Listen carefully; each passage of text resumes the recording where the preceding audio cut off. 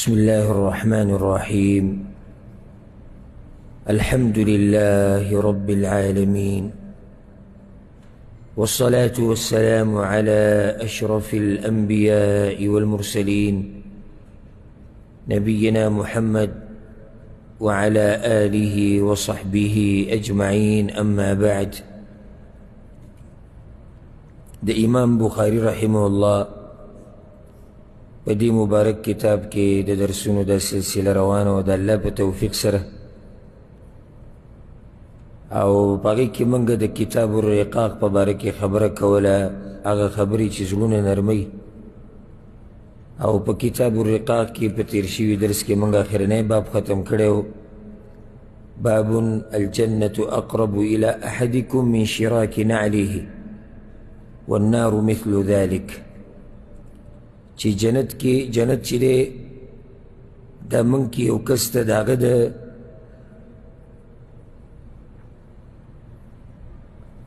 جنت چې دی دا موږ ته یا موږ کې یو کس ته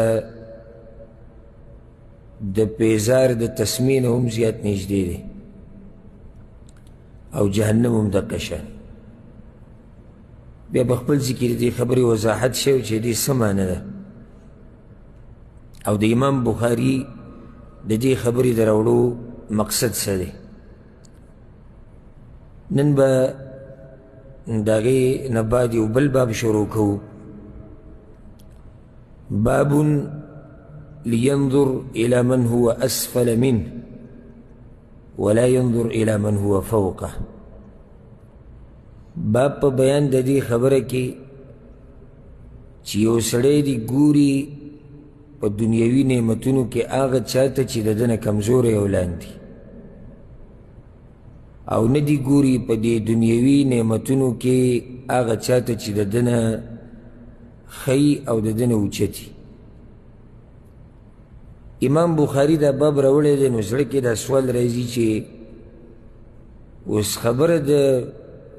رقاق روانه ده، د زړونو د نرمېدو خبره روانه ده، اوس منځ کې پکې دا مسله راوړه. وی مه ګوره هغه چاته چې تا نه بره دی او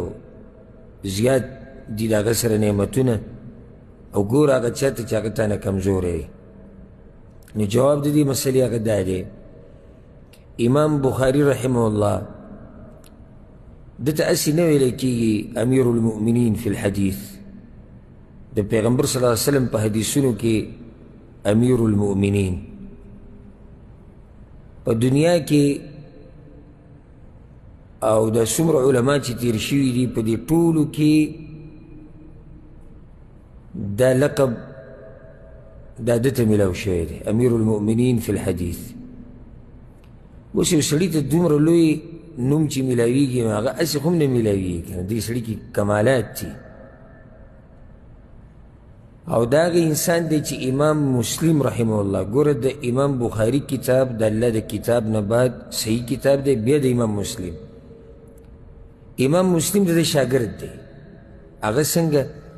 په ډېرو ځایونو کې د ده علم د ده خبرې را نقل کړې ده، د نه استفاده هم کړې ده. او ځکه په ده پسې ورځ راغی په امام بخاري پسې یو سند مې پیدا کړی دی، بلکل غبار پې نشتي، دوړه پې نشتي، او ډېر ښه سند دی او دا دی او داسې. چې امام بخاري ته واورېده نو وایي ستا په دې سند کې دومره دومره مسلې دي واوره. نو هغه ورته ویې امام مسلم رحمه الله ورته ویې پرېمې ده چې ستا د لاسونه ستا دا سر ښکل کړم. یا طبیب الحدیث، ای د حدیثونو ډاکټره،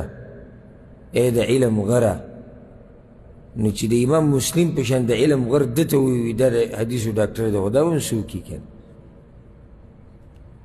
نو دی چې په کتاب الرقاق کې یو باب راوړي، نو ستا څه خیال دی چې زما او ستا به ورته ذهن لاړ شي چې یاره دی ولې راوړی دی او دا څنګه و، د ده به ورته ذهن نه وي تللی. د امام بخاري رحمه الله په دې کتاب باندې پوهېده، دا هم ګوره الله هر چا ته نه نصیب کوي. تاسو ته پته شته په علماو کې هغه عالم ته ډېر د قدر په نظر کتل کېږي چې څوک بخاري پړاوي. ځکه کله د علما چې خپل منځ کې کښېني او د یو عالم تذکیره کوي نو وي دی ګورې د صحیح بخاري استاذ دی، چې کله دا ټکي وویله هجري د صحیح بخاري استاد دا ټول بیا ده ته د دې نورو نه زیات د قدر په نظر ګوري ځکه چې څوک چې د صحیح بخاري استازي نو دی معمولي سړی نه وي په دې کتاب پوهېده چې په دې باندې هر سړی خو نشي پوهېدی اوس سوچ کوو د امام بخاري رحمه الله د فکر ته او د ذهن ته کتاب الرقاق دی او بیا باب یې راوړی دی وي هغه چاته ګوره چې کمزوري دي او مه ګوره هغه چاته چې ستا نه بری دي په دنیوي نعمتونو کې ښه نو څه تعلق دی د یو بل سره تعلق یې یاد کړه دی په دې راوړی دی اشاره کوي دې خبرې ته چې هغه سړی د ځان نه اوچتو خلکو ته ګوري په دنیوي نعمتونو کې چې هغه په دنیا پسې منډې ډېرې وي دا کم سړی چې دنیا پرسي او نهري په دنیوي لحاظ سره نهري نو دی همیشه هغه چا ته ګوري چې د ده نه په دنیا کې صحیح غوره زما سره ګاډی نشتی ده سره ګاډی دی زما دا کور څلور کمرې ده دا اته دی او زما ځمکه دومره ده او د هغه دومره ده او زما بچي دومره دي او د ده بچي دومره دي زما سره دومره پیسې دي سره دومره دي زما په بینک کې دومره پیسې د سره دومره پرتي د دې سړي د دنیا سره محبت دی ځکه خو دی دا قسمه کارونه کوي که نه اشاره ده دې ته والله اعلم امام بخاري دا وایي وی چې کله دې ځان په دې قسمه خلکو کې راوستو او په دنیا پسې دې منډې والې نو بیا په دې تمه مه اوسېږي چې زړه به دې نرم شي ځکه چې دنیا کې کله ورننوتې او د دنیا په دې قصو کې او په دې منډو کې او په دې مسلو کې د ضرورت نه زیات یو خو ضرورت دی دا خو شریعت هم موږ ته ویلي چې اسباب لټوئ خبره زه د هغه چا کوم لږ ساعت مخکې ما ووایي چې د دنیا نهري د ضرورت نه زیات پسې منډې وي د ده زړه سخت وي بله دا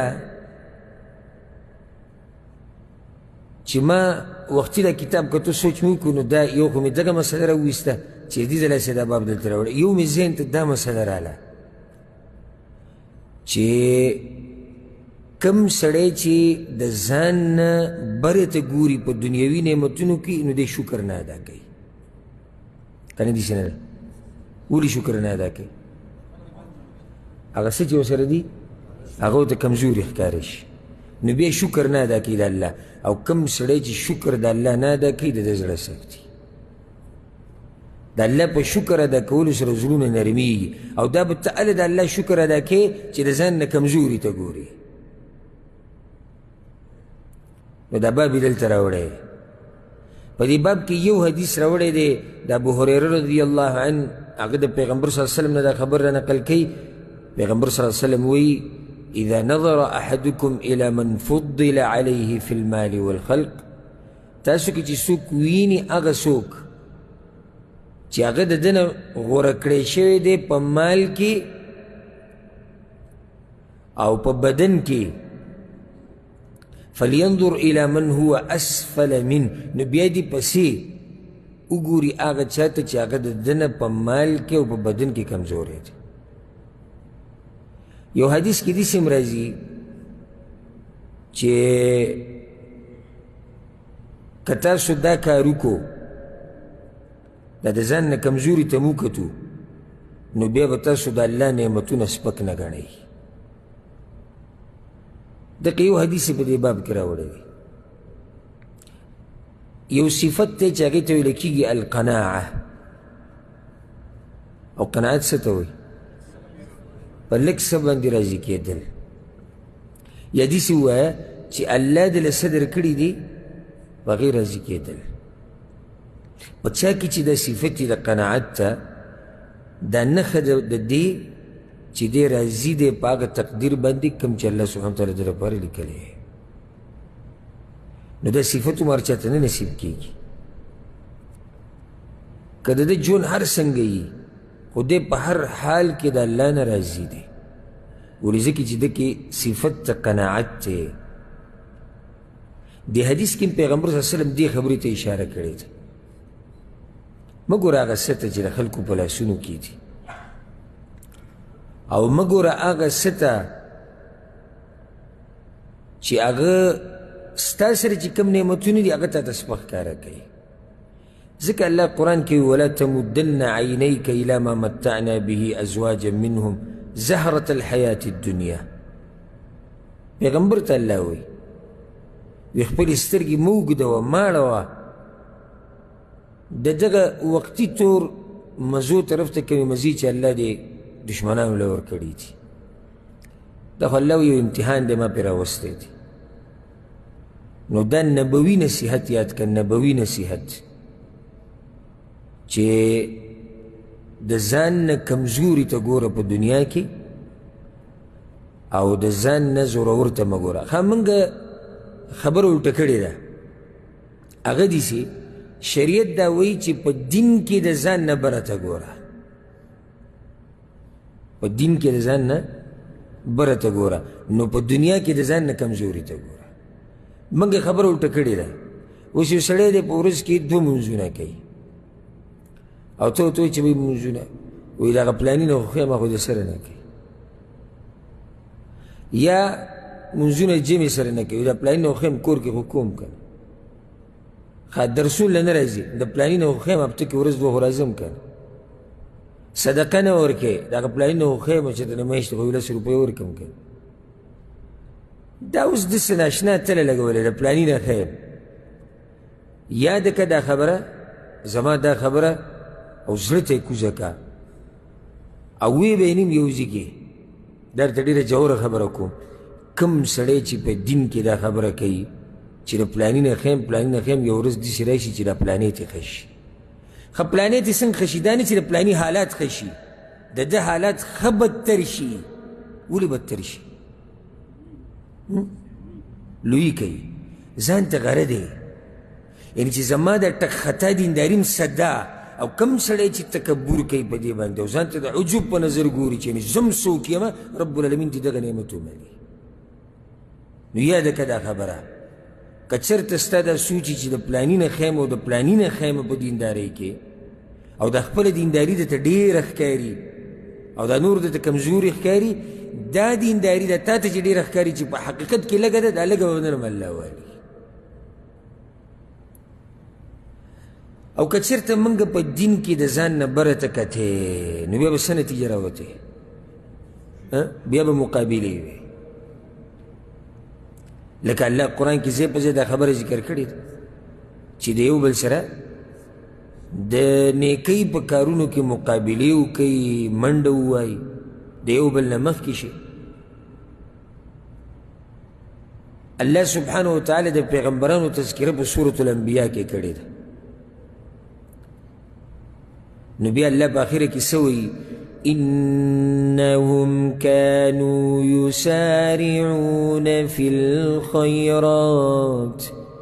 الله وی دا هغه خلک دي چې دوی به په نیکیانو کې د یو بل سره مقابلې کول او مقابله د هغه وخته پورې نه کېږي چې څو پورې ته دا بل د ځان نه اوچت ونه ګڼې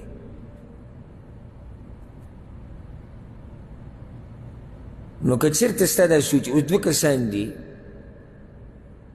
او اسونه زغلی یا اوښان زغلی یا منډه وهي او دا یو راشي د لاول نه په دې دغه کې چې زه څه یم زه زورور یم زه ښه یم همدې بیلي خو که چېرته ده دا سوچي چې دا بل زما نه تکړه ده او محنت کول غواړي نو بیا یې ګټي دین کې به مخامخ سړی د ځان نه اوچت ګڼې ستا دینداري به زیاته شي ځکه چې هلته ته کمی محسوسې کله چې ته مخامخ سړی هغه کمزوري ته ګوري نو ځان ښه ګڼي او چې ځان ښه ګڼي هغه لږه ډېره به دنه لاړی شي خو که چېرته ځان نه کمزوري ته اوچت ته دي کتو نو د خپل عمل به کم ګڼي او چې کم ګڼي نو بیا به زیاتې زما به دې خبرو ورسېدی که نه دا داسې قیمتي خبرې دي چې د دې په قدر هغه څوک پوهېږي چې هغه د دین په قدر پوهېږي او دا نبوي نصیحتونه دي پیغمبر صلی الله علیه وسلم دا خبره کړې ده ته یو سړی ویني علم یې زده کوي او دا وایي چې دا سړی زما نه تکړه دی ته وګوره د دومره قرآن یاد کړی دومره حدیثونه یاد کړي دي دومره علماو سره کیني دومره درسونه اوري بیانونه اوري نو ته به هم اوس کوشش کوې چې د ده نه مخکې شي او د ده نه ښه شي حالت به دې ښه شي ښه مونځ خو زه کومه پنځه ټیمه د جمعې سره کوم خو دا پلانې ورسره تهجد هم کوي ګوره هغه ته چې وخت میلاو شي نفلي مونځ پکې هم کوي چې وخت ورته میلاو شي نفلي روجې نیسي زمونږ صدقې چې ته کله نه کله پلاني ته وګوره هفته کې ورځ کې دوه ورځو کې د هغه صدقې یتیمانانو پر ورش هغه کوي په دینی مدارسو باندې خرچي هغه کوي د الله په دین باندې قسمه قسم خرچي هغه کوي د غریبانو سره هغه منډې وي نو ستا جذبه به هم ډېره شي ما قرآن یاد کو 15 سپارې خوشحالېږم چې به ته 15 پلاني نه ښیم هغه 15 یې دي کړې هغه سره نه یاد کړې نه ما 15 یاد کړې ما کومه توره والې ده راشه په لکو مسلمانانو قرآنونه پوره ختم کړي دي او صرف ختم کړي نه دي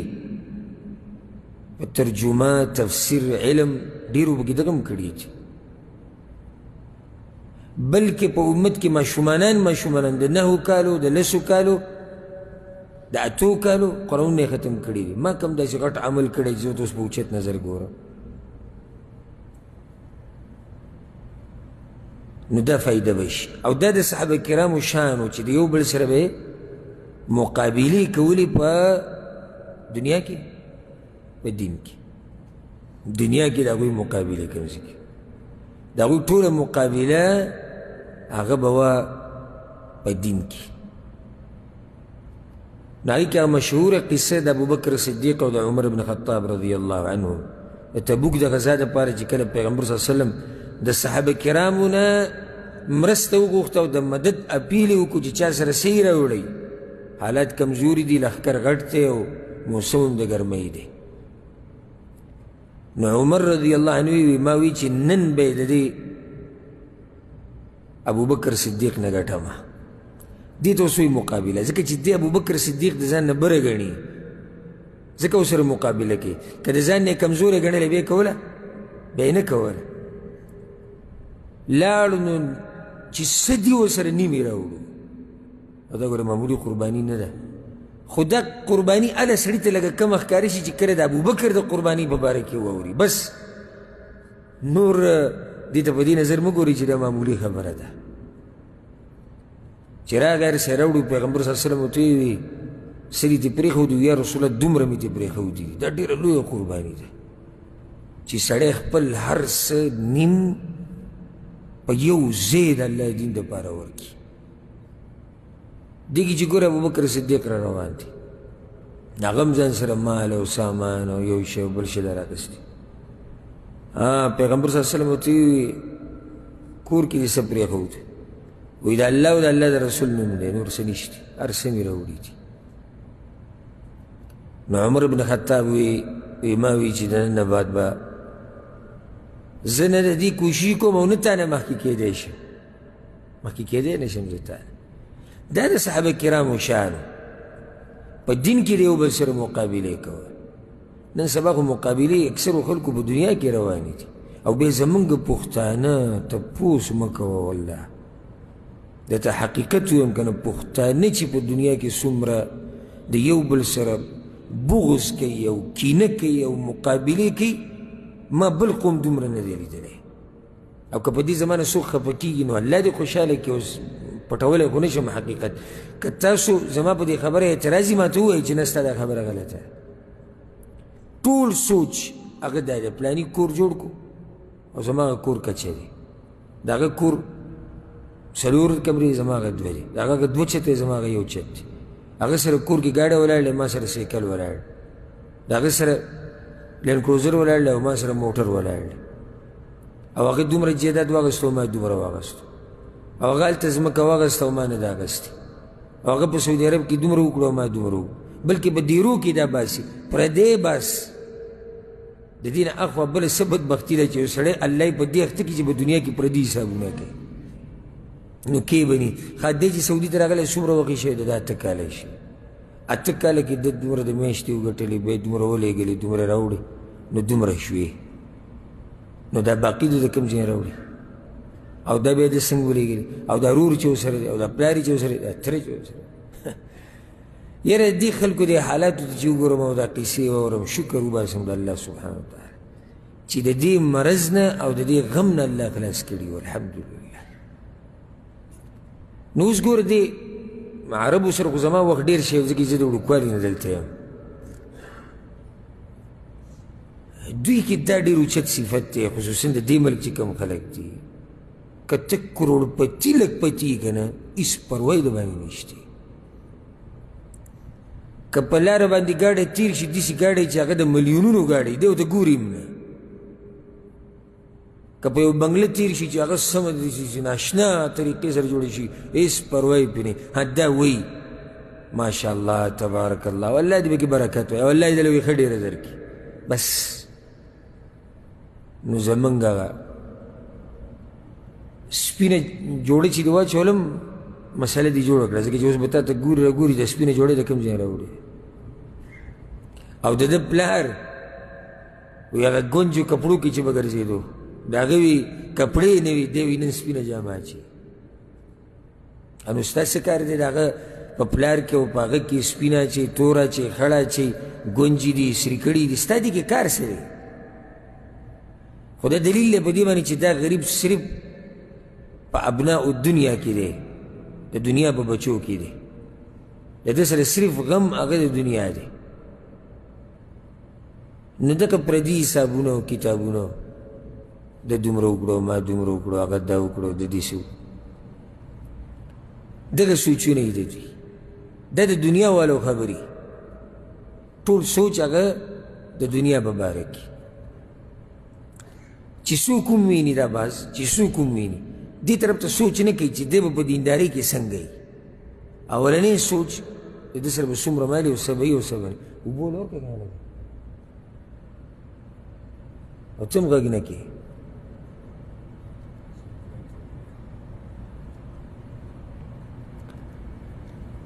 نو د هغې د لاسه هغه شته نعمتونه چې ورسره کم دي هغه ورته څه ښکاره شو هغه سپک ښکاره شو ناشکري د الله شروع شو څنګه ګوره اوس تا سره موټر دی او ما سره سکوټر دی زه تا ته ګورو ګاډي کې راغی او دې کې به ایسي او دې کې به دی دې کې به دی دا کوم نعمت چې ما سره دی زه به دې شکر ادا کړم ولې اما ته معمولي ښکاره شو ښه یو کس سره سکوټر دی ما سره نشته زه به د دې خپو شکر ادا کړم چې ما له الله خپې راکړي نه ځکه چې هلته سوچ زما دې ته دی چې هغه یو زما نه غوره دی زما یو 2 کمرې کور دی او ښه په سوري یمه خو ګورم هغه چا ته چې هغه یو 14 کمرې کور جوړ کړی دی او 2 چته دی زه به د دې خپل کور دا کم نعمت چې الله ماله راکړی زه به دې شکر ادا کړم نه ځکه چې هلته ماته معمولي ښکاره شو مثال کې زما تنخواه د میاشتې 2000 ریاله یو کس تنخواه لي 8000 9000 10,000 ریاله او زه دکه سوچونه دی 10,000 رالي او دی 8000 رالي دی 9000 رالي زه به د 2000 شکریه ادا کړم نه ادا کوم یو سړی دی په هغه باندې معمولي بیماري ده او ګوري هغه چا ته چې هغه بلکل روغ رمټ دی او ښه صحتمند دی دی به د دغه صحت شکر ادا کړي دا کوم چې ورسره دی نه او داسې پسې بیا ځه نو که چېرته ما ورته په دنیا کې ځان نه کمزوري ته وګورو نو ډېر ښکلی ژوند به تېر کړو ډېر ښایسته ژوند به تېر کړو ته دا وایې چې زما 2000 تنخواه ده نو راشه وګوره هغه کسانو ته چې هغوی په دې لارو کوڅو کې ګرځي او سوال کوي څه فایده به راوځي شکر به ادا کړي او خوشحاله به شي ژوند به دې خوشحاله شي غمونه به دې ختم شي دا خبره یاده کړه د غمونو د ختمولو هم دا طریقه ده دا ډېر خلک چې ټینشن کې پراته دي که نه دا ولې ټینشن کې دي د ځان نه بره ته ګوري که نه نو ټینشنونه راغستې دي ته دغه پرېږده کمزورو ته د ځان نه وګوره دنیا کې ستا د ټینشنونه ټول ختمېږي ته دا وایې چې الله ماله زوی نه دی راکړی او صرف لوڼه دي نو ته وګوره هغه چا ته چې غریبانان زړه یې وچاودو په بچو پسې چې الله موږ له بچي راکړي خو بچي ورته نه میلاوېږي نو شکر به ادا کړي په دې چې الله خو د لوڼه درکړي یې که نه ته دا وایې چې زما د شوګر بیماري ده یا زما د په ګردو درد راځي یا زما د معدې مسله ده ته لاړ شه هسپتالونو ته هغه بیماران وګوره چې په کلونو کلونو پراته دي صرف یې سترګې رپېږي را رپېږي او زړه درز کوي نور د هغوی د بدن یو حصه هم نه راکوي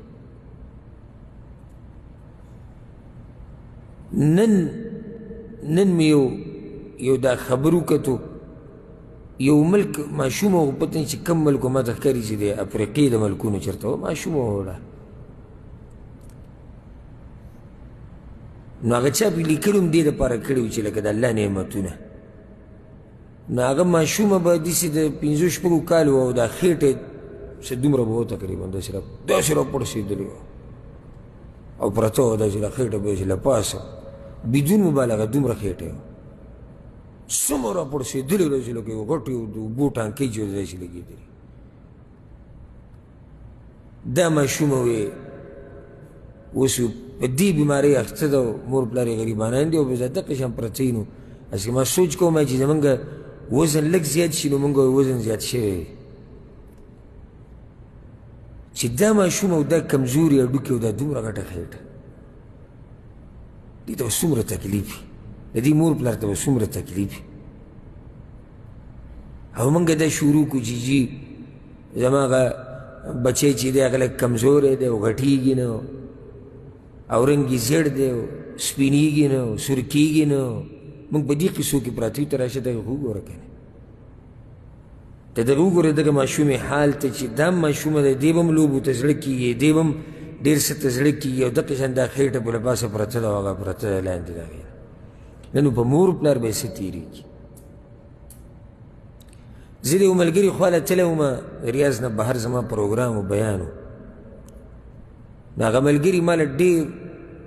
یعنې قدر وکړو الله یې د هغه قدر دنیا او آخرت کې وکړي سهار ناشته یې بیا ماله تیاره کړې وه نو ما ورته ویم زوی راووتو وړوکی زوی و نو ما ستا دقه یو زوی دی تا ولې واده لیټ کړی یې که څه وایي نه نور شتې خو ناشته وکړه بیا ته خیر نو چې ما ناشته وکړه بیا دننه کمرې ته یې بوتلم کور کې یو کمره وه نو په هغې کې 4 ماشومان هم پراته وو 4 او 4 هلکان او د مشر عمر 14 کاله او دوی چې پیدا شوي وي دقه شان پراته دي نو ما یې ته موسکی شوې موږ الحمدلله د الله شکر دی په هر حال کې ما ورته ویم ډېر غټ ایمان الله تعالی درکړی ډېر لوی ایمان الله تعالی درکړی چې ته صبر کوې او شکر کوې او د دوی خدمت څومره خرچه په دوی لګي په مخه ته هسپتالونو ته بوځي راولي یوازې دوی چتول لګول او د دوی مور ته څومره تکلیف دی ما ته یې ووایي د دوی مور لکه د شپې ما سره یو ځای کېږي نه کمره کې را سره نه وي وایي ما ته وایي چې زه به دوی سره یم ځکه چې که چېرته په زړه یې څه وي خو ویلی نه شي نو زه به دوی سره ناسته یم نو ټوله شپه ورځ هغه د دوی په خوا کې ناسته دا امتحان دی دا مصیبت دی دا غم دی ته راغلی معده مې خرابه ده او په ګردو کې لږ زخم دی او په زنګنانو مې دړ لاغی او پرېږده دا خبرې وګوره هغه چا ته چې تا نه کمزوری دی چې تا ته محسوس شي هغه نعمتونه کوم چې الله تعالی درکړي دي باچا یې پوره باچا والله موږ له الله یو باچایي را کړې ده خو موږ هغه باچایي کمزوري کړه په دې مزیم تې وانغستې سپکه راته ښکاره شوه ځکه چې هغه بره خلکو ته ګورو اوس یو سړی دی هسې تاسو ته پوښ یو سړی دی د یو علاقې خان ملک دی د دې سره مال نه نو تا ته چا ویلي چې ته د سره ځان یو شان کا یا مثال کې د سعودي عرب دا مشران دي او باچایان دي او وزیران دي ښه مالداره خلک دي اوس یو وزیر او امیر په لاره روان وي ورسره د پولیسو دا ګاډي او د تور ګاډي او د درز تیر شي او ته جدي شي راسره وایې ته کومه دنیا کې اوسېږي کومه خبره ته کې کوم ځي ته دې لاس واچول دا څه چې تا سره دي د دې قدر وکړه شکر یې ادا کړه او الله به دله د دین هم زیات درکړي امیدونه ساته د الله نه خو هغو ته مه ګوره چې کم ستا نه بره دي دنیا کې کمزورو ته ګوره ښه بعض دا وایي چې زموږ دا مسافر ملګري وایي 2 کاله وي شو 1.5 کال وي شو بس پراته وي اوس پیره ژوند اوس پیره قسمت او قسمت ته کنځلې او بعض پکې په الله باندې اعتراضات شروع کړي والعیاذ بالله ته راشه ته زه بوزم جیلونو ته په دې جیل کې خلک پراته دي په کلونو پراته دي په دې جیلونو کې مسلې دي داسې مسلې چې د ختمېدو نوم نه لري او د غریب زړه وچاودو چې زه صرف یو پرې خپل بچي وینم او ښځه وینم او مور پلار وینم او تا صرف کال 1.5 کال مزدوري وکړه لاړ به شي او د اوس نه دي دا ګډې وډې خبرې شروع کړي او اعتراضات په الله باندې کې او داسې بیا زموږ ډېر مثالونه ذکر کولی شو خو بیا به همدغه یوه موضوع کې خبره ختمه شي خلاصه د خبرې هغه دا ده چې په دین کې د ځان نه اوچتو ته ګوره او په دنیا کې د ځان نه کمزورو ته ګوره په هر څه کې د ځان نه کمزوري ته ګوره په دنیا کې په دین کې به چېرته د ځان نه کمزوري ته نه ګورې ما یې وجه ذکر کړه ځکه چې خپل عمل به درته بیا ښه ښکاره شي او چې را خپل درته ښه ښکاره شي بیا به ورته ډډه ولګې او چې ډډه دې ورته ولګوله دغې نه به هم خلاص شي څه ښایسته نصیحت پیغمبر صلی الله علیه وسلم کړی زار او قربان د هغه د خبرونه څومره جوهره خبره یعنی 2 جملې دي خو د 2 جملو کې دومره خبرې پرتې دي دومره خبرې چې په دې باندې غټ غټ کتابونه لیکلی کېږي نو که خپل ژوند په سکون کول غواړئ نو دنیا ته مه پسخېږئ د چا قطعا د چا دنیا ته مه پسخېږئ ها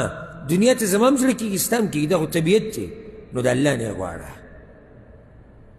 او امیدونه ساته د الله نه او څه چې د الله درکړي په هغې باندې راضي اوسه څه چې د الله درکړي په هغې باندې راضي اوسه ما تاسو ته دې کې د عروه رحمه الله هغه قصه ذکر کړې وه یو درس کې چې هغه په دې خپه باندې تکلیف راغلی و او ورغې په طبیب پسې په حکیم پسې چې دا خپه زمانه هغه ورته چې په دې داسې مرض لګېدلی لکه نن سبا چې دا کینسر بیماري والعیاذ بالله الله یې ته موږ ټول ساتي او چې بچا راغلی الله یې ورله روغ صحت ورکړي نو دا خپه وایستا ختمیږي نو دا به پرې کوو نو هغه وایي صحیح چې بل علاج یې نشته نو چې کومه ورځ لاړ خپې پرې کولو لپاره ځان سره یو زوی هم بوت هغه زوی ورغی لوبې کولې کوم ځای کې چې لاسونه ولاړو به د دې آسونو سره کته بره کېدو او دی ورغی دغه دی چې خپه تې پرېږدي نو دلته یې دنه خپه پرې کړه هلته هغه اس خپه اوچته کړې د هغه زوی اثر یې ولولی هغه مړ شوی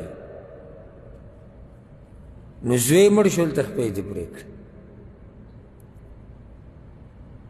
نو چې خپه یې ولیده نو الحمدلله او بیا چې را زوی خبر ودر راغی زوی دې مړ دی الحمدلله هر حال کې د الله شکر چا ورته ډېر عجیبه انسان دی نو خپه دې پرېښو ته یې د الله شکر دی زوی دې مړ شو ته یې د الله شکر دی نو هغه وایي شکر به څنګه نه وباسم کم رب چې ماله دا 4 اندامونه راکړي دا غټ دا 2 لاسونه او 2 خپې خو یو یې رانه صرف واخیستو که نو 3 خو بیا هم پاتې د دې شکر به څوک وباسي او شکر به زه څنګه نه وباسم خپې ته یې کتو وی ما ته نه دي یاد چې په دې خپې باندې چې ته زه هغه ځای له تلم چې په هغه ځای کې د الله نافرماني کېږي نو خوشحاله په دې یم چې دا خپه د قیامت په ورځ په ما ګویي نه کوي او زما دپاره به کوي زوی دی نو یو رانه الله واغست نور خو شتي که نه الحمدلله نو شکر دی چې هغه نور روغ دی بیا هم شکر دی شکر دی چې هغه نور ژوندي دي هغه نه دي مړه بیا هم شکر دی نو کم وخت کې ما او تا د شکر نه بېزاره کېدی شو ما ته یو وخت وښایې که نه زه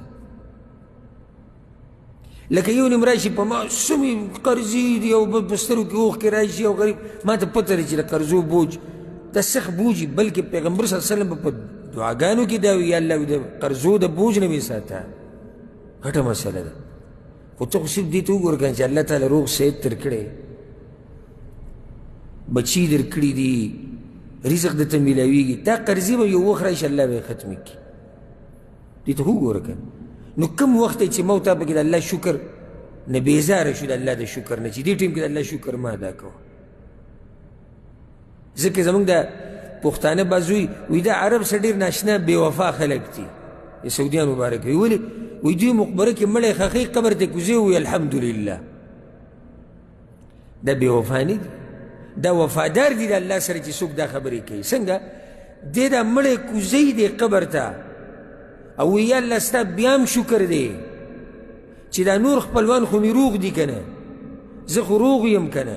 هغه نور خو دنیا کې لا شتي که نه یا الله ستا شکر دی چې په ایمان باندې مړلی یا الله ستا شکر دی چې ما ته دې د ده ښخول نصیب کړو یا الله ستا شکر دی چې ما ته دې د ده جنازه نصیب کړه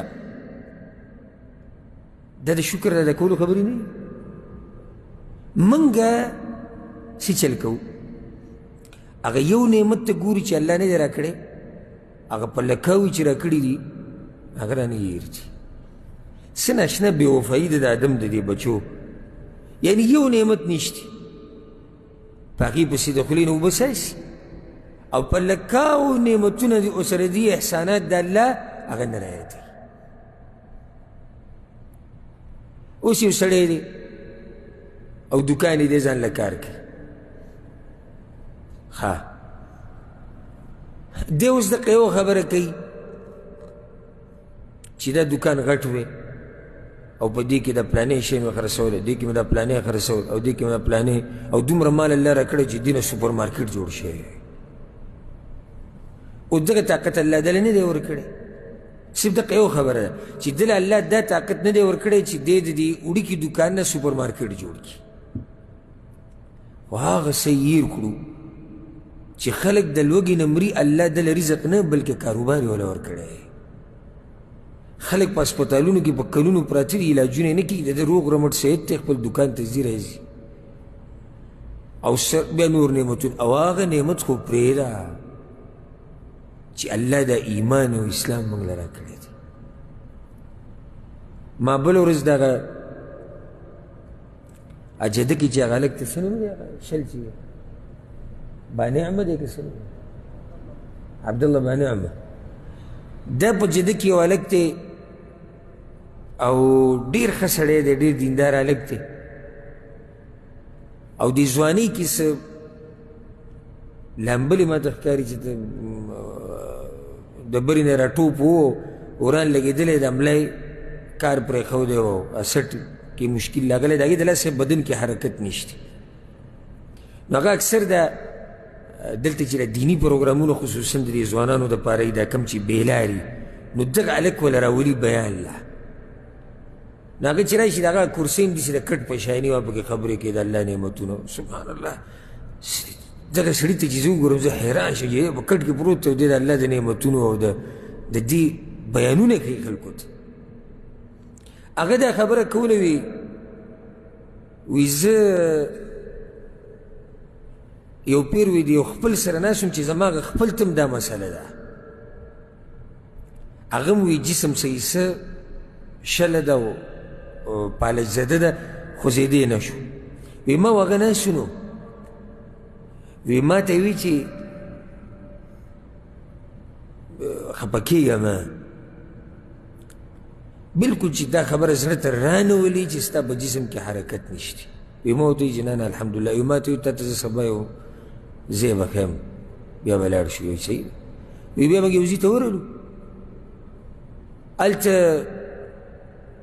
چا کره چې ورغلي وو هغه کمرې ته وردننه کړو په کمره کې یو کس پروت دی زمونږ په شان زمونږ په شان یې د هغه په جسم کې به حرکت نشته خو د هغه د دې ګوتو نه وینې به یې دی د ګوتو د سرونو نه او د خپو د ګوتو نه دې نه وینې روانې وې. نو یې ما تپوس وکړو چې لکه دا دې ته څه مسله ده. نو بیا راته هغه کور کې هغه خپلوان ووایي چې دا موږ چېرته وتي وو یا مصروفه شوي یا وده وو او دا میږي راغلي د هغو سره دا کار کړی میږو او دوی خراب کړی نو هغه ګوتې وینې شوي. نو دا ملګری وایي دا کوم کس چې دا قصه کوي چې زما خو لاسونه خوځېږي هغه په لاسونو کې حرکت شتي. نو ما د الله شکر وویستو چې یا الله تا خو ماله باچهي را کړې ده زما صحیح ده په نور بدن کې حرکت نشته لاس خو خوځومه ګوتې خوځومه. نو که چېرته میږی ماشه څه شی راشي یا منګک راشي یا میږي که منګک یې ذکر کو عفون منګکان پرې راغلي دي او منګکانو چې دی نو داسې چیچلی دی چې وینې کړی دي. نو دا اوس وګوره زه چې ده کله د ځان نه کمزوري ته وکتو نو ځان ورته باچا ښکاره شي. زه خو لا بیا هم لاس خوځولی شم که منګک راشي میږی ماشی بل څه شي لاس به وام روم تختي به که نو دې غریب خو دقې شان ورته پروت دی نو چېرته مږی یا منګک پرې راوتی دو هغه ګوتې چې ګوتو هغه سرونه هغه یې وله چیچلي دي هغه یې وینې کړي دي او ده ورته څه نه شي ویل. څه مو خیال دی موږ سره نعمتونه ډېر دي د الله که نه تاسو یې کم یو غریب دی کم یو د الله په نعمتونو کې غریب دی یو خو ماته لاس اوچت کوي کم یو ته داسې غټې مسلې دي چې بس نه ختمېدونکي دي کم یو دی. نو شکر وباسي د الله سبحانه وتعالی. د هغې نه بعد باب راوړی دی. اوس د الله بل احسان ته ګوره باب من هم بحسنة او بسیئه باب دی په بیان د هغه چا کې چې اراده د خیر لري او یا اراده د شر ولري اراده د ګناه ولري. اوس امام بخاري بل باب راوړ. اوس دلته هم دا سوال راځي چې د دې د کتاب الرقاق سره څه کار دی؟ نو جواب به تاسو په دې حدیث کې واورئ چې د رب العالمین مهرباني او فضل او کرم درته معلوم شي نو د هغه الله طرف ته به دې رغبت پیدا شي شوق به دې پیدا شي او چې د الله طرف ته دې شوق پیدا شو زړه به سخت شي زړه به دې نرم شي. د الله د نعمتونو خبر روانه وه که او د الله د احساناتو نو دا اوس د الله بل احسان واوره. حدیث راوړی د عبدالله بن عباس رضی الله عنهما عن النبي صلى الله عليه وسلم فيما يروي عن ربه عز وجل قال عبدالله بن عباس ما د پیغمبر صلی الله علیه وسلم دا خبره اورېدلې د الله په باره کې دا وي یعنی پیغمبر اوس موږ له خبر راکوي د چا په باره کې د الله په باره کې. ګوره د الله د رحم او کرم ته ډېره مینه به دې د هغه رب سره پیدا شي او دا زړه به یې داسې الوځي چې به دغه رب سره یې ملاقات وشوي. پیغمبر صلی الله علیه وسلم د الله په باره کې وایي ان الله كتب الحسنات والسیئات الله نیکیان هم لیکلي دي بدیان هم لیکلي دي. نو د دې یو معنی دا ده چې دا بدیان هم نوټ کېږي نیکیان هم نوټ کېږي یا معنی دا ده چې په تقدیر کې شتي د یو انسان نیکیان هم شتي بدیان هم شتي. بله دا چې په دې دنیا کې نیکي به مي بدي به مي په دې کې د الله حکمتونه دي. که بدیان یې نه وی نو زما او ستا د ایمان پته لګېده بیا خو نه لګېده پته نو رب العالمین پکې بدیانې او نیکیانې دا ټولې ورپرېښودې دي. ښه ثم بین ذلک نو بیا د دې خبرې وضاحت کړی دی چې دا نیکیانې څنګه لیکلی کېږي او دا بدیانې څنګه لیکلی کېږي. فمن هم بحسنة فلم يعملها چا چې اراده د یو نیک عمل وکړه او هغه عمل یې ونه کو خو دلته د ارادې نه مراد د زړه نه اراده هم یعنی رښتینی قصد دی و ښه پوخ عزم سره چې زه به دا پلانې کار کوم ویې نه کو كتبها الله له عنده حسنة كاملة الله ولا پورا پورا نیکی ولیکله ګوره الله رحم دې سړي نیکي کړې ده نه ده کړې بیا هم الله ورکړه نو دا نیکي وله ولې ورکړه دې نه بله مسله ووته چې د اراده چې د په ښه د زړه نه وکړه دا د زړه عبادت دی نو په هغه عبادت ورته اجر میلاو شو حد دا نیکی ولی ونه کړه بیا دا یاده کړه منځ کې څه عذر راغی یو سړی دی د دروغ اراده د اول نه کوي پوخ عزم یې نشتي دا د خبره نه ده ګورې داسې والی مثال یو سړی دی په ښه کلکه اراده یې ده چې نن به زه یو 50 ریاله غریب له ورکوم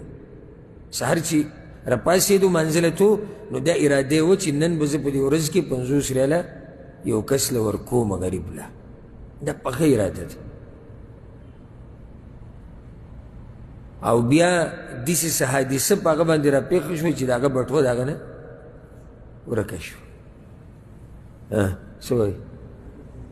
اجر ورکوي الله ولې وله ورکوي صرف اراده وه اراده پخه وه او په منځ کې یو عذر راپېښ شو حایل راغی هغې د دې کار نه منع کړه دوه خبرې پکې چې صرف دا نه چې پخه اراده بس اسې او چې زما پخه اراده پخه اراده مطلب دا کار کوي ښه ولې ونه کړو منځ کې یو خبر راغلی چې هغې دلاسې ده ونه کړه پخه اراده د یو سړي چې د شپې به نن تهجد کو بلکل پخه اراده موبایل هم په ټیم کو د شپې چې سترګې وغړېدې نو تبې نیولی اجر الله ورکوي یو سړی دی په ښه اراده ده چې نن به درس له ځم بلکل په ښه اراده خو چې راووتو نو ټکسي ورته میلاو نه شو نو د راتلو بندوبست ونه شو الله وله اجر ورکوي او داسې پسې بیا زه ډېر مثالونه ډېر بې شماره فإن هو هم بها فعملها اوس دا بلې درجې والا دی اراده وکړه د نیک کار او هغه نیک کاري وکړو نو بیا خو د الله پراخه خزانې دي هغه چا چې اراده کړې وه ویې نه کړو هغه ته نیکي میلاویږي نو ده باره کې هم څه خیال نه وایي كتبها الله له عنده 10 حسنات د یوې نیکۍ په بدلې کې څو لیکلی کېږي لس خبره په دې ځای ونه درېده الى 700 ضعف 200 چنده وله زیاتوي یوه نیکي 200 چنده یوه نیکي په دې ځای صرف نه ده ولاړه الى اضعاف کثیره د دې نه هم په ډېرو چندو سره زیات ورکوي د 200 نه هم زیات فرق دا وغه اولني کې څه شو اجر ده ته میلاو شو اجر هغه ته میلاو شو هغه صحیح شو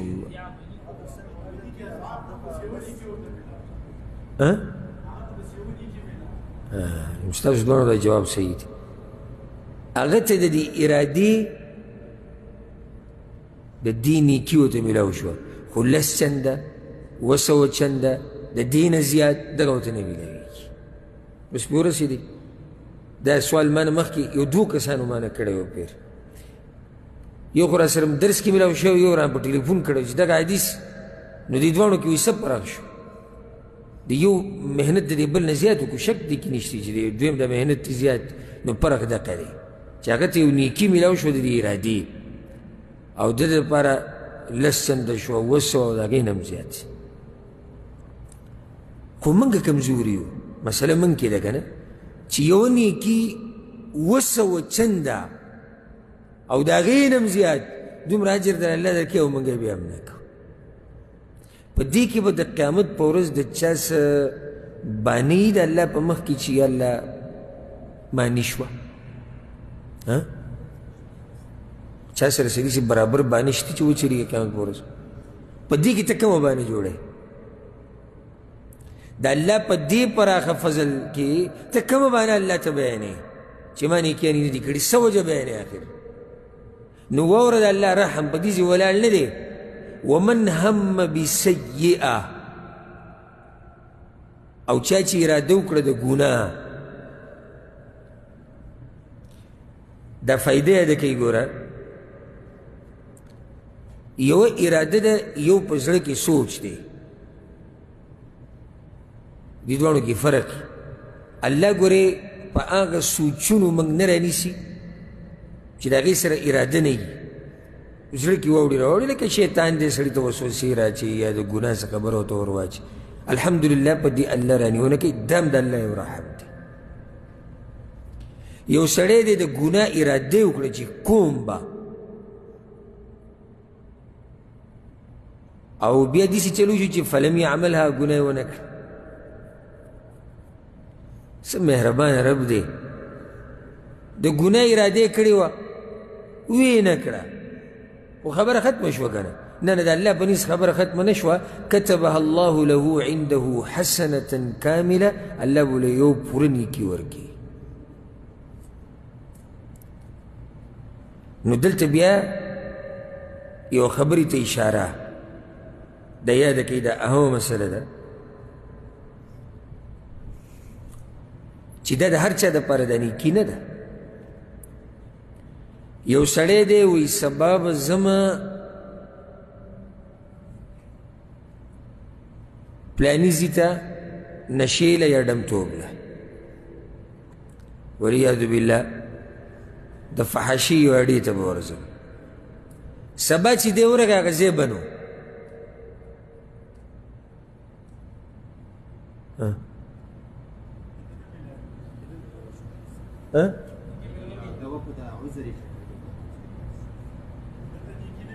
ولې د خپل کوشش کړی ځکه په صحیح مسلم کې حدیث دی الله ملائکو ته وی ملائکو ته وی ای زما ملائکو زما د بندگان چې کله ګناه وکړي که نه یا اراده د ګناه کړي نو صبر ورته کوئ الله ملائکو ته وی کرام کاتبین وی چې زما د بندگان کله د یوې ګناه اراده وکړي نو صبر ورته کوئ مراقبه کوئ یې ګورئ ادارې کې مه لیکئ فإن عملها که چېرته دا ګناه یې وکړه نو صرف په یوه لیکئ او که ویې نه کړه وإن ترکها نو بیا وله نیکي ولیکئ وایي ځکه چې زما د یرې نه یې پرېښوده دا شرط د حدیث کې ما دا ټوټه تاسو ته بیانوله د چا د یرې نه یې پرېښوده د الله د یرې نه ځکه ورته نیکي میلاویږي یو سړی دی ووتو بهر ته چې ځم ځان له نسوار او سګرټ راوړم چې دوکان ته ورغی جیب کې پیسې نشته وایي زه نن یې نه لګوم څه وکړی کوشش ته کېدل کې ما د حدیث کې حدیث ټوټه څه وه د الله د یېرې نه نه دی پرېښودی یو سړی دی والعیاذ بالله او اراده ده چې په نیټ کې به پلانې فلم ګورم چې نیټ یې کولی کو هغه شي کې ډزې ختموي نیټ کار نه کوي وایي زه نه یې ګورم ولې ورته اجر نه میلوي د الله د یېرې نه نه یې پرېښودی یو سړی دی روان دی د چا د وهلو دپاره او چې کله هغه ځي ته نږدې شو نو سوچ یې وکړو چې زه چې د دې سړي سره ظلم وکړمه او ویې وهم یا یې مړ کړم یا هر څه چې وکړم هغه عرش والا نه وما څوک بچ کوي او بیا ګاډې راته وکړو راغی اجر دی ولې ورته اجر دی الله د یېرې نه پرېښودی دا د الله مهرباني دی ګوره ښه نو بیا بله مهرباني ولاړه نه ده، کنه د الله د مهرباني کمه کمه خبره به کوو. فإن هو هم بها فعملها، او که چېرته دی د دې ګناه اراده وکړي او ویې کړي، كتبها الله له سیئة واحده، الله به صرف یوه بدي د ده دپاره لیکي. که چېرته د دې بدۍ اراده وکړه، د دې بد عمل اراده وکړه، د دې ګناه، او بیا یې دغه ګناه وکړه، نو څو شمارلی کېږي؟ یوه. نیکیانې څو شمارلی کېدي؟ 100 200 د هغې نه هم زیات. بدي صرف یوه، هم ټیم ورته میلاو شوی دی، مهلت ورکړی شوی دی، تش په اراده نه یې رانیوی شوی. دا د الله رحمت دی، دا د الله احسانات دي په موږ باندې. هسې زه سوچ کوم دې خبرې ته چې ګناه الله یوه حسابوي، نیکي په څو چنده زیاتوي، د هغې باوجود زموږ نیکیانې کمې دي او ګناهونه ډېر دي. که چېرته دا بدي او دا ګناه داسې حسابېدی لکه څنګه چې نیکیانې دي، نو بیا به زموږ څه حال وی چې په دې وخت کې موږ په ګناهونو کې ډوب یو، او د ګناهونو ګوډې رانه جوړ شوي دي. ورب الکعبه، د الله دا نافرمانیانې عامې شوي دي په کورونو کې، په بازارونو کې، خۍ ته ګس ته، مخې ته شاته، په تجارت کې، په مزدورۍ کې، په دیاړۍ کې، په ملګرتیا کې، په رشتو کې، هر ځای کې د الله نافرماني روانه. ظهر الفساد فی البر والبحر، الله وی فساد په وچه او په لمده کې راښکاره شوی. نو که چېرته دا ګناهونه الله داسې حسابولی څنګه چې نیکیانې حسابوي، نو بیا به زموږ ستا څه حال وي. دا د الله پراخه رحمت دی. ځکه یو حدیث کې داسې راځي چې الله ملایکو ته دا وایي که زما دا بنده ګناه وکړي که نه، نو بیا به ولم موقع ورکوئ څه وخته پورې، که توبې وایسته خو خبره ختمه شوه، که توبې ونه وایسته نو بیا وله یو ولیږئ. نور الله په تا باندې څه احسان وکړي. زه خو حیران یم چې د قیامت په ورځ به کوم مخ الله ته مخامخ کوو، چې په دې دومره پراخه رحمت کې الله زموږ نه تپوس وکړي چې بیا هم ستا د بدیانو تله درنه ده او د نیکیانو هغه سپکه ده، نو څه جواب به ورکوو الله؟ دا خو د الله رحم دی. قرآن کې الله وی من جاء بالحسنة فله 10 أمثالها ومن جاء بالسيئة فلا يجزى إلا مثلها وهم لا يظلمون. الله وی که د قیامت پر ورځ څوک راغی او نیکي ځان سره راوړې وه، د یوې به بدي کولو لس ورکوم، او که څوک راغی زما خواله او ځان سره بدي راوړه، د یوې په مقابله کې یو ورته میلاویږي، زیاته نه حسابېږي. په بل ځای کې الله وایي من جاء بالحسنة فله خير منها. الله وایي که چا د قیامت پر ورځ نیکي زما درله راوړه او زما مخې له راوړه، د هغې نه به له غوره ورکوم. ګوره دلته ښوولي هم نه دي چې څومره ورکوي. حدیث کې څو ذکر شو؟ 200 چنده، د هغې نه هم زیات. دلته خو الله صرف دا ووي د هغې نه غوره، او چې الله غوره ووایي نو دا خو هغه سړی دی چې نیکي راوړه. ومن جاء بالسيئة فلا يجزى الذين عملوا السيئات إلا ما كانوا يعملون. او الله وی چې چا بدیانې راوړي زما مخې له او ګناهونه راوړو، نو هم صرف د دقه عمل بدله به ورته میلاویږي. او مهربانه بادشاه دی کیدی شي دغه که د شرک نه لاندې نو کیدی شي چې دغه درته معاف کړي. مهربانه د الله د پراخ رحمت مبارک الحمدلله دومره سره ته یاد دي که سټارټ کړو نو اوږدې خبرې به ترې جوړې شي. خو دا بعض خبرې لکه دا قسم حدیثونه سړی واوري او آیتونه د سړي د الله نه امیدونه ډېر پیدا کړي چې موږ سره به انشاءالله د رحم او د کرم معامله کوي. یو حدیث کې راځي چې کله دا فیصله وشي د جنتیانو جنت ته تلو او د جهنمیانو جهنم ته تلو، نو چې جنتیان جنت ته روان شي نو بیا به ورته آواز وشي تاسو راشئ. هغه به وایي چې حاضر یو، یا الله تاسو څه وایئ؟ وایي د الله له طرفه نه به ورته امر وشي چې ځئ لاړ شي او په دې جهنم کې چې تاسو څوک هم پېژنئ هغه ټول راوباسئ.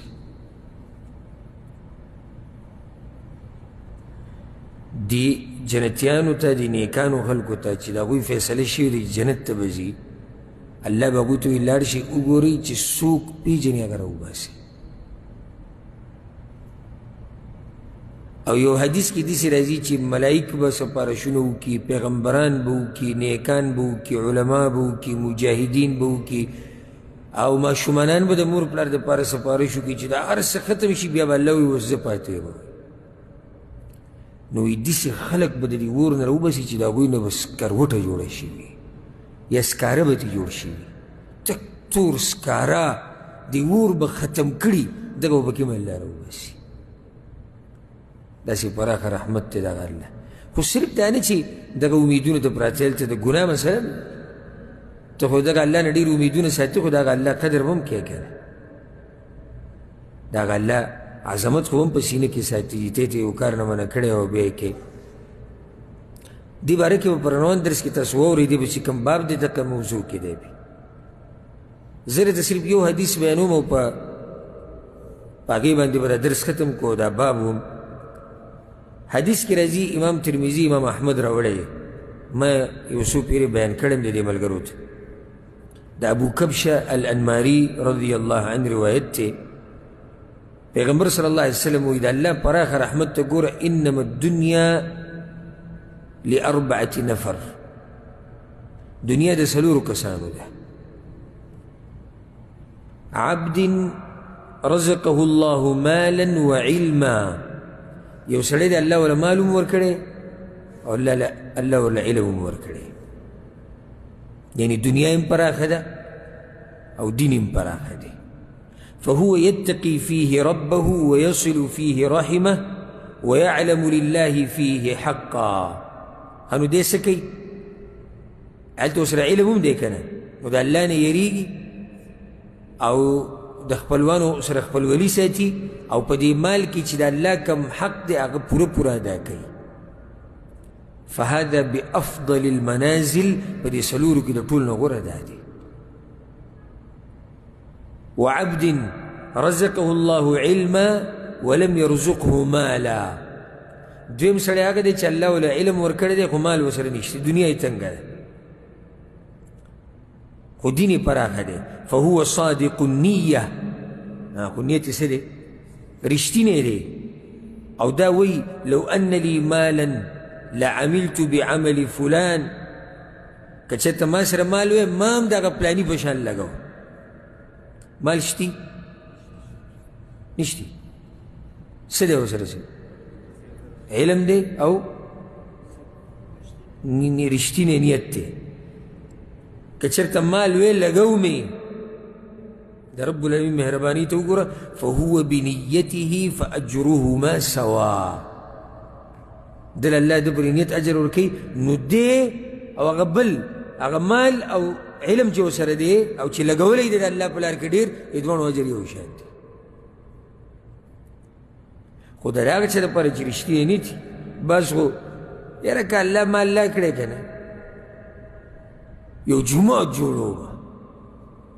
داسې به غټه غټه ووایي، بیا چې الله مال ورکړي بیا کله په یو سوړه ورننوځي، کله بله چې اوس راته څوک دغه رعایت نه کړي چې تا جومات دعوه کړی، یاره وایي چې الله مال در کړی که نه، او په دې دین یې وشیندې ویې لګوي، او بیا چې اوس د مال میلاو شي له 500 روپو ورته ووایي نو دومره وزرونه بیان کړي، ته به چې الله چې اوس ما صرف 5 جیب کوي چې دې غریب له مې ورکړی او ځان له سوال ګرځي. دا به صرف دروغو نیتونه دي. دې ته وایي مجلس ښایسته کول. خبره صرف کوم ځای پورې ده؟ جیبې پورې. لم تقولون ما لا تفعلون. یو سړی مجلس ګرموي. زه د مجلس د ګرمولو خبرې نه کومه. یو سړی دی پیغمبر صلی الله علیه وسلم وایي صادق النیه، د زړه د کومې نه د هغه دا سوچ دی که الله ما الله کړی ما دا کار کوو، الله وله اجر ورکوي. نو دی په دویمه مرتبه کې غوره دی. دریم وعبد رزقه الله مالا ولم يرزقه علما. نو دریم هغه دی چې دنیا یې پراخه ده دین ورسره نشتی. هغه اولني سره دین او دنیا دواړه، د دې دویم سره علم دین دا شتي خو دنیا یې تنګه ده. اوس د دریم سره دنیا ده دین او علم نشتی. فهو يخبط في ماله بغير علم لا يتقي فيه ربه ولا يصل فيه رحمه ولا يعلم لله فيه حقا. بس دې ګډوډ دی په دې مال کې، نه رښتې ساتي، نه د الله نه یریږي، نه د الله په دین کې لګوي، نه د الله حق ته وباسي. فهذا بأخبث المنازل. نو په دې ټولو کې خبیث او بدترین انسان هغه دا دی. سلورم وعبد لم يرزقه الله مالا ولا علما. یو سړی دی نه علم او دین شتي او نه دنیا شتي، خو هغه دا وایي که چېرته ما سره مال وی ما هم د ده په شان کار کوو. د کوم یو په شان؟ دا دریم چې دی پیغمبر صلی الله علیه وسلم وایي فهو بنیته فوزرهما سوا. د دې دواړو ګناه بلکل یو شان ده. بس څه کې لکه اوس یو کس دی مال ورسره ډېر دی، بېدینه انسان دی او فحاشي کوي او نشې کوي، او د انګریزانو یو ملک ته ځه ازادي نشې کوه او بل ملک ته ځه ازادي نشې کوه او هلته دا کوه دلته دا کوه، او دی وایي چې داسې مال در سره یي که نه. بعض وایي دا خبره کوي چې داسې مال در سره یي. دا معمولي مه ګڼه ته چې وایي چې داسې مال در سره یي. ګناه یو شان ده.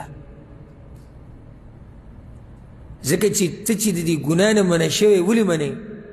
ښه سړی مال نشتی چې مال ورسره وی دی ګوره د بل نه 2 لاسه مخکې دی، دی د هغه نه 2 لاسه مخکې دی، خو مشکل دا دی چې مال ورسره نشتی. نو ځکه سپینه ټوپۍ اچولې ده او د دیندارو په مجلس کې کته کېږي او بره کېږي. که لږې حالات برابر شو بیا به ویم نه دی. او موږ بعض کسان لیدلي به د خپلو سترګو چې طاقت یې نه و نو د ځان نه داسې سم دا کار غلط دی او دا داسې زړه کې و چې کله به دا مال راځي چې پې ورځمه او هغه مال چې ول الله ورکړو نو داسې دشمنیان یې د الله سره شروع کړي چې تپوس یې وکړه. نو دا حدیث هم دې دپاره ووایي چې دا حدیث هم په دې معنی دی، دا کوم حدیث چې امام بخاري راوړی. نو د الله پراخه رحمت دی، په دغه پراخه رحمت کې دی الله موږ له هم برخه راکړي. او موږ الله ته دا وایو چې یا الله موږ ته پته دی چې زموږ ګناهونه ډېر دي، زموږ نافرمانیان یا الله ډېرې دي، سحر ماښام یا الله زموږ نافرمانیانې دي، زموږ کوتاهیانې دي، زموږ ګناهونه دي. یا الله موږ ته پته دی چې دا هر څه ډېر دي، خو موږ ته دا هم پته دی چې ستا رحمت د دین هم پراخه دی او ډېر دی. نو الله دې په موږ باندې د خپل رحمت باران راووروي. الله دې زموږ کوتاهیانې، ګناهونه، کمې زیاتې، لغزشونه، خطاګانې دا ټول دې الله موږ ته وبخي. او رب العالمین دې زموږ مشران کشران کوم چې مړه دي رب العالمین دې د هغوی سره د رحم او کرم معامله وکړي. هذا والله أعلم وصلى الله وسلم على نبينا محمد وعلى آله وصحبه أجمعين.